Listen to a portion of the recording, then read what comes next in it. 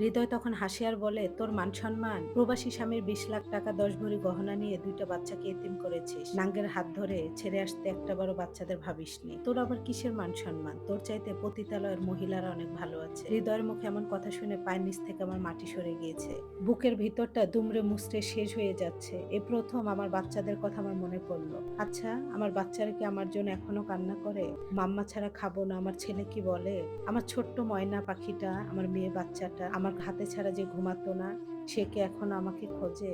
নয়তোবা না। আমি এটা ভেবে কান্না করছিলাম আর চোখ দিয়ে ঝাপসা দেখছিলাম। হৃদয় হাঁটতেছে আর বলে, আমার টাকা লাগবে। তুই কোথায় টাকা পাবি জানি না। টাকা যদি না দিতে পারিস, তোর মতো বিয়েত্তা মহিলার সাথে কে সংসার করবে? আমার টাকা লাগবে, তুই আমাকে টাকা এনে দে। আর যদি টাকা না আনতে পারিস, তোকে আমার হাটে বিক্রি করতে একবারও ভাববো না। হৃদয়ের আমি পা জড়িয়ে ধরে হাউমাউ করে কান্না করে আর বলি, আমি এত খারাপ মানুষ না। আমি তোমাকে ভালোবেসে ওই বাড়ি ছেড়ে এসেছি, সন্তানদেরকে এতিম করেছি। হৃদয় তখন পা ঝাটকা দিয়ে আমাকে ফেলে দেয় আর বলে, তুই ভালো মহিলা? তুই ভালো হলে স্বামী সংসার ছেড়ে আসতে পারিস, বাচ্চাদেরকে এতিম করতে পারিস? হৃদয়ের প্রতিটা কথা আমার বুকের ভিতরে গেঁথে যাচ্ছিল। সত্যি তো আমি কিভাবে পারলাম পরপুরুষের কথায় আমার এত ভালো স্বামী, আমার এত সুখের সংসার ছেড়ে আসতে? হৃদয়ের প্রতিটা কথা আমার কলিজায় যে বিঁধতেছিল। কিভাবে পারলাম? আমি না সন্তানদেরকে পেটে রেখেছিলাম? আমার সোনা বাচ্চা দুইটার ফেস আমার চোখের সামনে ভাসতেছিল। আমার স্বামী না আমাকে কত ভালোবাসতো। সেই সুখের সংসার কিভাবে পারলাম আমি পরপুরুষের কথায় ছেড়ে আসতে? হৃদয় আমাকে মেরে রেখে বাহিরে চলে যার বলে, সন্ধ্যার ভিতরে টাকা এনে দিবি। কোথায় থেকে আনবি জানি না। আমি ভেবেছিলাম রাগ করে গিয়েছে, আমাকে আর কিছু বলবে না। সন্ধ্যার সময় এসে যখন দেখে আমি টাকা দিতে পারিনি, তখন আমি বলি, টাকা আমি কোথায় পাবো? আমার কারোর সাথে সম্পর্ক নাই। প্রায় 1.5 বছর হয়ে গেল। আমি টাকা তোমাকে কোথায় থেকে এনে দিব? হৃদয়ের একটা কথা, তার টাকা লাগবে। পকেট থেকে সিগারেট বের করে সিগারেটের মাথায় আগুন ধরিয়ে তারপর আমার হাতে ইচ্ছা মতো চেপে ধরে। আমি বাঁচার জন্য, আমাকে বাঁচাও ভাই, আমাকে এরকম করো না। আমি টাকা কোথায় পাবো? আমাকে তুমি মেরে ফেলো, তাও আমাকে এভাবে কষ্ট দিও না। হৃদয় খিলখিল করে হাসতেছিল। আমার ডান হাতে 15-20টা জায়গায় সিগারেট দিয়ে পুড়িয়ে দেয়। আমার হাত জ্বলতেছিল আর হৃদয় হাসে আর বলে, আমার টাকা লাগবে, তুই টাকা এনে দে। তোর প্রবাসী স্বামীকে বল যে তুই আমাকে বিয়ে করিসনি, তুই মিথ্যা বলেছিস। ওর কাছ থেকে টাকা আন, ওর কাছে প্রচুর টাকা আছে। আমি তখন বলি, আমার কাছে অসম্ভব। হৃদয় তখন আমাকে আরো মারে। আমার পোড়া জায়গায় মরিচের গুঁড়া দিয়ে দিচ্ছিল আর আমি বাবা মা করে চিৎকার করতাম। মনে হচ্ছিল জাহান্নামের আগুন আমার পৃথিবীতে আমাকে ঝলসে দিচ্ছে। আমার স্বামী নজরুল যখন প্রবাস থেকে দেশে ছুটিতে আসতো, রান্না করতে গেলে আমি ঘেমে গেলে গামছাটা নিয়ে যে বারবার মুখ মুছে দিত। আমার স্বামী নজরুল বলতো, রান্না করতে গিয়ে আমার কলিজা ঘেমে যায়, তোমার রান্না করার দরকার নাই। ওই সঙ্গে সঙ্গে হেল্পিং হ্যান্ড রেখে দিত। সে যে প্রবাস থাকতো, সব সময় আমার সঙ্গে কথা বলতো, কখনো আমার সঙ্গে রাগ করে কথা বলেনি। শুধু আমাকে বলতো, তোমার কি প্রয়োজন বলো, তুমি বলার সঙ্গে সঙ্গে তোমার সামনে এনে দিব। সে আমার শরীরে একটা ফুলের টোকা পর্যন্ত দেয়নি, অথচ এই শরীর আমার হৃদয় আগুন দিয়ে ঝলসে দিয়েছে। আমার হাতে পোড়া জায়গায় সে মরিচের ছিটাদার বলে জ্বলতেছে, টাকা লাগবে, টাকা এনে দে। আমি তো তোকে টাকার জন্য বিয়ে করেছি, জানি প্রবাসীর বউদের কাছে প্রচুর টাকা থাকে। টাকা থাকলে তুই আমার সঙ্গে থাকবি, টাকা না থাকলে আমি তোকে নিয়ে সংসার করবো না। আর এখন আমার টাকা লাগবে, টাকা দে। হৃদয় যখন আমার ক্ষত জায়গায় মরিচের ছিটা দেয়, পোড়া জায়গায় জ্বলতেছিল, ওকে আমি বাবা পর্যন্ত ডেকেছি। আমাকে এভাবে মারিস না, আমি মরে যাব, আমি তোকে টাকা এনে দিব। আমার মাকে আমি ফোন দেই ওর সামনে, ও বলে, বল তোর মাকে টাকা দিই। মা, ও আমাকে মেরে ফেলবে, আমি তোমাদের কাছে মরেই গিয়েছি। মা, দয়া করে আমাকে 5,000 টাকা দাও, দয়া করে দাও। আমার মার সাথে আমি কান্না করে কথা বলি ওর সামনে, ও আমার হাত পুড়ে দিয়েছে মা। তখন হৃদয় বলতো, আরো বানিয়ে বানিয়ে বল যে আমার পাও ভেঙে দিয়েছে, তারপর আমার টাকা লাগবে। ও এমন একটা জালে মোর দিকে আমি তাকিয়েছিলাম, এই পুরুষ না আমাকে মিষ্টি মিষ্টি কথা বলতো, আমাকে আরো বলতে বলতো, তোকে আমি মেরে পা খোড়া করে দিব, তোর মাকে তুই বলবি আর তোর মা আমাকে টাকা দিবে, ওই টাকা দিয়ে আমার দিন কাটবে, না হলে আমি টাকা কোথায় পাবো? ওর মতো জালেমকে নিয়ে আমি স্বপ্ন দেখেছিলাম, আমার সাজানো সংসার, আমার ফেরেস্তা তুল্য স্বামী।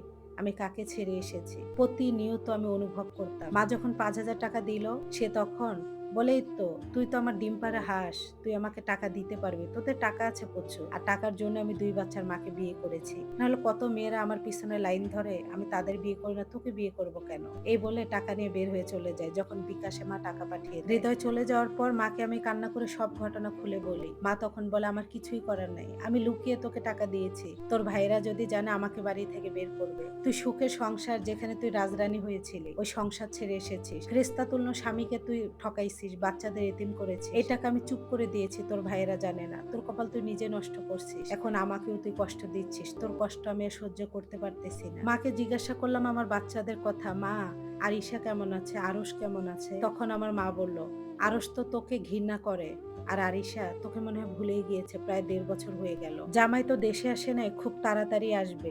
জামাই অনেক ভেঙে পড়েছে অসুস্থ বলে। যখন শুনলাম যে নজরুল আসবে, শুনে বুকের ভিতরটা কেমন জানি কষ্ট পাচ্ছিল। ও যতবার বিদেশ থেকে আসতো, আমি এয়ারপোর্টে রিসিভ করতে যেতাম। ফুলের বুকে হাতে নিয়ে আমাকে দেখে জাপটিয়ে ধরতো, বাচ্চাদেরকে ফেলে, যেমন আমাকে যেন কোলে উঠিয়ে ফেলে। এই স্বামীকে রেখে আমি কিভাবে চলে আসছি। কিছু না বলে ফোনটা কেটে দিলাম। 2 দিন হৃদয় ভালো যাচ্ছিল, আবার আমাকে মারধর শুরু করে টাকার জন্য। মার কাছ থেকে এভাবে 3-4 বার টাকা এনে দেয়। বাচ্চাদের কাছ থেকে দূরে আমি 1.5 বছরের বেশি হয়ে যাচ্ছে। হৃদয়কে বললাম আমার বাচ্চাদেরকে আমি দেখতে যাই। ওর একটাই কথা, টাকা লাগবে, তুই টাকা এনে দিলে সবই করতে পারবি। আমি লজ্জায় বাচ্চাদের কাছে যেতেও পারি না। আমার ছেলে বলে স্কুলে বলে ওর আম্মু মারা গেছে। আমার ছেলে তখন 7 বছর বয়স ছিল আমি যখন রেখে আসি। এখন আমার ছেলের 8 বছর প্লাস। বলাটাই স্বাভাবিক, তাই না?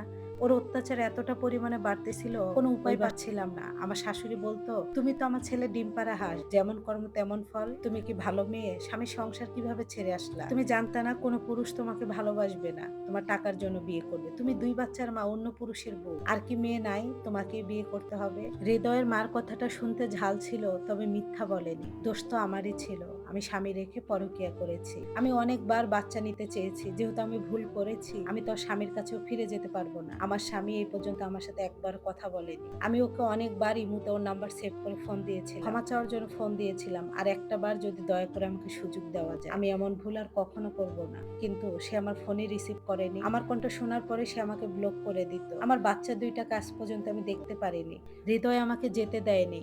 আমি অনেকবার চেয়েছি বাচ্চা নিয়ে এখানে সংসারটা করি, যত কষ্ট হোক, হয়তোবা বাচ্চা হলে ভালো হয়ে যাবে। হৃদয় বাচ্চা নিতে দেয়নি আমাকে, বলে পতিতার গর্ভে আমার সন্তান হবে? তুই তো প্রথম বাচ্চাতে ছেড়ে আসছিস, আবার অন্য বেটার জন্য আমার বাচ্চাকেও ছেড়ে যাবে? তোর গর্ভে আমার সন্তান আমি জন্ম দিব না, তুই মা হওয়ার যোগ্য? হৃদয় কথাগুলো খারাপ ভাবে বলতো, অশ্লীল ভাষায়, তবে কথাগুলো কিন্তু মিথ্যা ছিল না। হৃদয় আমাকে টাকার জন্য মারতো আর বলতো, প্রথম যেদিন আমি তোকে নক করেছিলাম তুই রিপ্লাই করেছিলি, সেদিনই আমি বুঝেছি তুই আমার ডিম পাড়া হাঁস, আর তুই আমার ফাঁদে পা দিবি।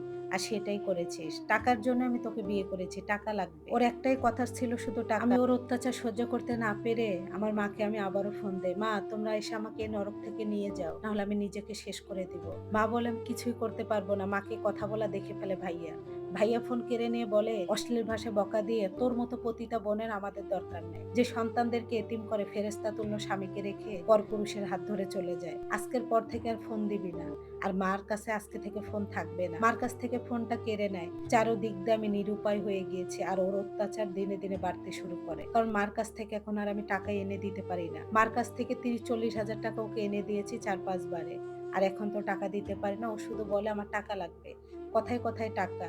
উঠতে বসতে ওর আমার জীবনটা যেন তপ্ত একটা কয়লা বানিয়ে দিয়েছে। আমি না পারছিলাম মরতে, না পারছিলাম বাঁচতে। বাধ্য হয়ে আমি যেই বাসায় ভাড়া থাকি, ওই ভাবিকে একদিন বলি, ও যখন বাইরে যেত আমাকে তালা মেরে রেখে যেত, আমি যেন পালিয়ে যেতে না পারি। ও বলতো ডিম পাড়া হাঁস যদি পালিয়ে যায় তাহলে টাকা কোথায় থেকে উৎপাদন হবে, এজন্য সে আমাকে তালা মেরে রেখে যেত। ওই দিন তাড়াহুড়া করে ওর বন্ধুরা আসে ওকে নেশা করতে ডাকার জন্য, চলে যায়, তালা দিতে আর মনে নাই। ওই সুযোগটা আমি কাজে লাগাই। বাড়িওয়ালা ভাবিকে যে বলি, ভাবি আপনি আমাকে বাঁচান। আমি কি পারবো হৃদয়ের নরক থেকে রক্ষা হতে? আমার স্বামী কি আবারও আমাকে ক্ষমা করে গ্রহণ করবে? এই লাইভ স্টোরিটা 3য় পর্বের জন্য অপেক্ষা করুন। ধন্যবাদ সবাইকে।